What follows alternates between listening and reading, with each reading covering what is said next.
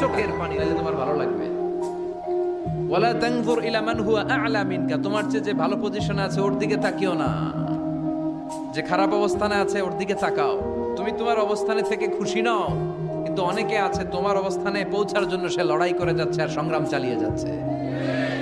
তোমার জায়গাটাতে পৌঁছা, যেই জায়গায় বসে তুমি আল্লাহরে গালি দাও তোমার ভাল লাগে না, ওই জায়গাটায় বিশ্বাসীরা বোকা হয় না, বিশ্বাসীরা ঝুঁকবো যে কোপ মারে, সময় মতো কাজ করে। আওয়াজ করে বলতে হবে ঠিক কি না? জন্য আমরা করি, আল্লাহ কিয়ামতের দিন তুমি আমার হিসাব নিও না, আল্লাহ তুমি আমার বিচার বসিও না, আল্লাহ তুমি দয়া করে আমারে মাফ করে দিও। আল্লাহ যার বিচার করবেন ও জাহান্নামে যাবে, আর যার বিচার করবেন না সে জান্নাতে যাবে।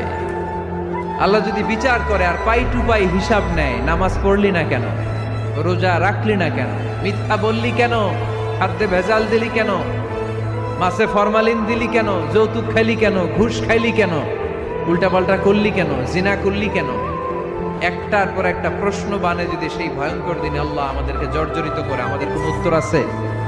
সেদিন আমাদের বাঁচার কোনো উপায় আছে? তাই আমরা সবাই আল্লাহর কাছে দোয়া করবো, আল্লাহ কোনো বিচার টিচার মানি না, কোনো বিচার করতে পারবো না, দয়া করবা। কথা কয় না, কি করবে?